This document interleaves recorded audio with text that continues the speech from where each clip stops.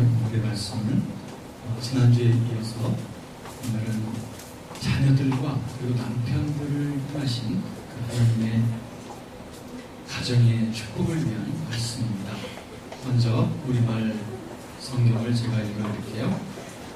에베소서 6장 1절부터 4절 말씀입니다. 자녀들아, 주 안에서 너희 부모에게 순종하라. 이것이 옳으니라. 내 아버지와 어머니를 공경하라. 이것은 약속이 있는 첫 계명이니 이로써 네가 잘되고 땅에서 장수하리라. 또 아비들아, 너희 자녀를 노엽게 하지 말고 오직 주의 교훈과 훈계로 양육하라. 아멘. 지난주에는 우리가 남편과 아내가 어떻게 그 가정 속에서 하나님의 영광을 이루어갈 수 있는지에 대해서 살펴보았죠.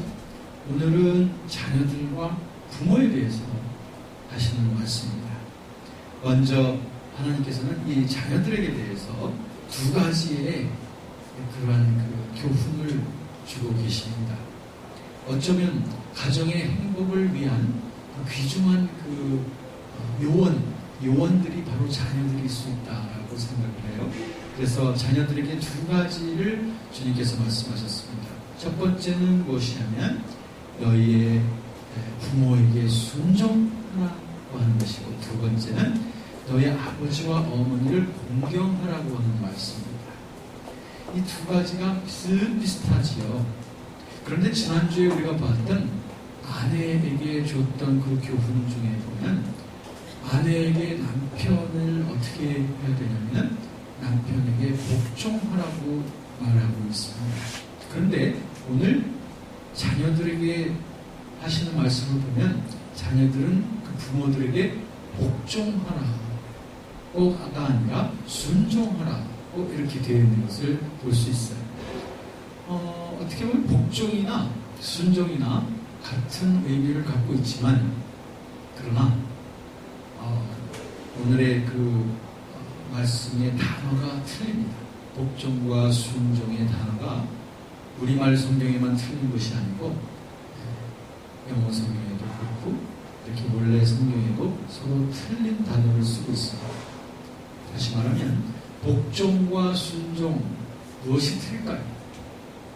우선 복종해야 될 것은 아내들이 남편에게 복종하라고 했습니다. 이 복종이라고 하는 것은 그 남편의 뜻을 잘 이해하든 못하든 간에 그저 무조건 남편의 권위에 복종하라는 거죠. 그야말로.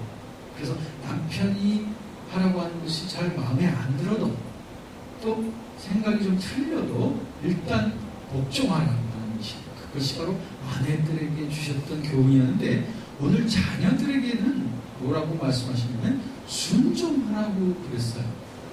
그러면 목사님, 복종이나 순종이나 다 똑같은 말 아닙니까? 그렇지만 다른 단어예요.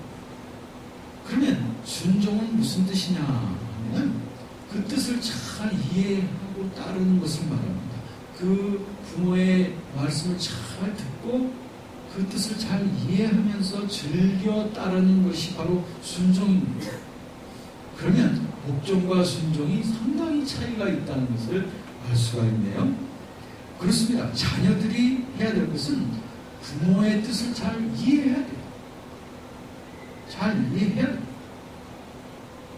그래서 우리 아버지가 또는 우리 어머니가 다 나를 위해서 이렇게 얘기하시는 거구나 하는 것을 이해를 하고 따라야 될 필요가 있다. 그런데 오늘 말씀에 보면 이렇게 자녀들이 부모에게 잘 순종하면 왜 이 순종을 해야 되느냐를 두 가지로 이유를 여기에서 기록하고 있습니다. 첫 번째는 뭐냐면 이것이 옳으니라. 6장 1절에 보니까 이것이 옳으니라고 되어 있죠. 네, 옳기 때문입니다.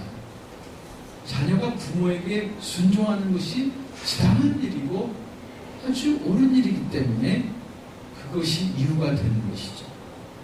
처음에 아담과 하와가 에덴 동산에 있을 때 하나님의 명령 앞에 불복종했죠.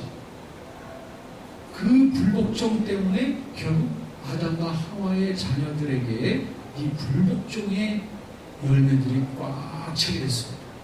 그래서 모든 인류의 영혼 속에는 하나님을 반대하고 그리고 하나님에게 불복종하려고 하는 그러한 성격이 모든 인류에게 다 내재가 되어져 있게 되었습니다.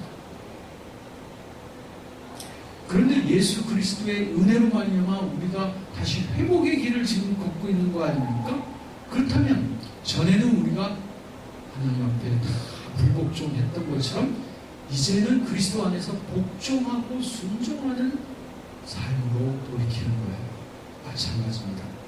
가정에서도 전에는 우리가 가정 속에 이런 무질서와 불복종이 있었다 할지라도 이제 그리스도 안에 있는 가정은 자녀들은 부모의 뜻을 잘 이해해가지고 순종해야 될 필요가 있습니다.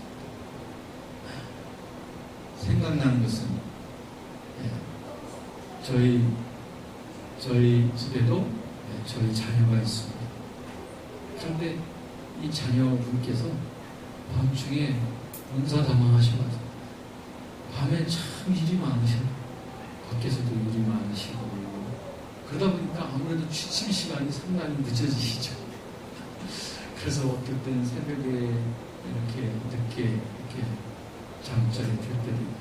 그런데 우리는 또 새벽형 아닙니까? 제 아내하고 저는 일찍 새벽기로 갔다 와서 하고서 아침에 많은 일들을 하는데 그리고 나니까 식사를 적어도 8시 전에는 식사를 해야죠.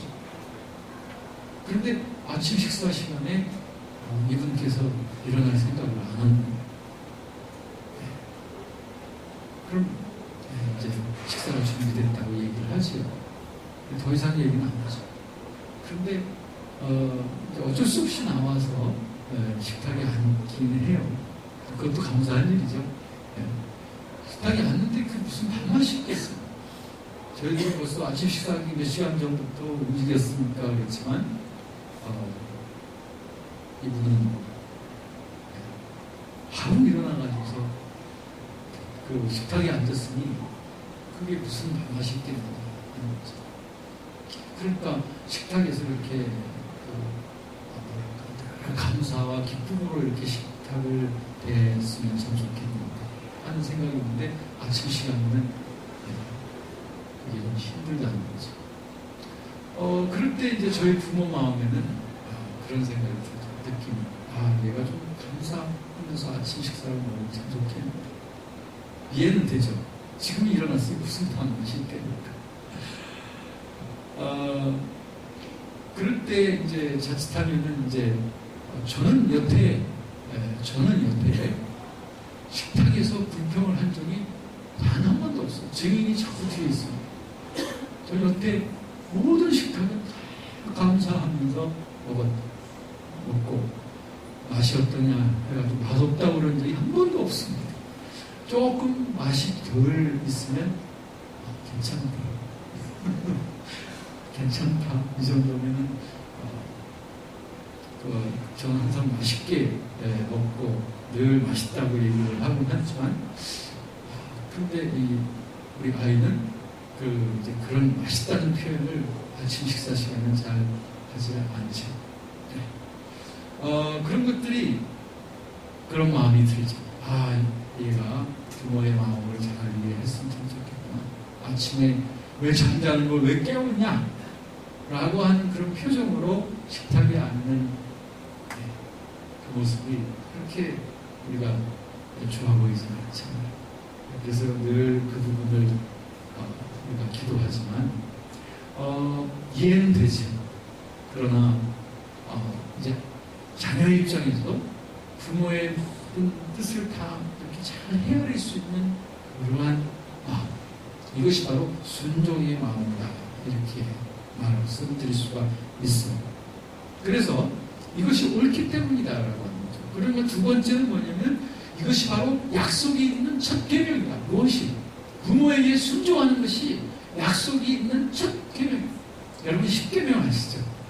10계명이 10개가 있으니까 10계명이에요. 그런데 그 중에 1, 2, 3, 4계명까지는 하나님을 향해서 드리는 계명이라고 했죠. 그런데 5계명부터는 그때부터는 바로 이웃과 사람들을 위한 그런 계명입니다. 근데 그 중에서 첫 번째, 그러니까 5번째 바로 그 계명이 바로 부모에게 순종하라고 하는 말씀이고, 그렇게 하면 너희가 이 땅에서 장수하고 잘 될 것이다 라고 말씀하고 있는 것입니다. 이러한 자녀들이 될 때 가정이 행복한 가정이 된다. 두 번째는 무엇이냐면 부모들에게 주시는 교훈의 말씀이 있죠. 부모에게 주시는 교훈의 말씀이 두 가지가 있네요. 거기 보니까 첫 번째는 노엽게 하지 말라는 거예요. 자녀들을 노엽게 하지 말라. 여기서 표현하는 이 단어는 exasperate라고 하는 단어인데, 그건 뭐냐면 너무 상대방을 약오르게 하지 말라는 거예요. 성이 막 나게 하지 말라는 거예요. 때로는 부모들이 여러분들 막 약오르게 할 때 있어요, 없어요?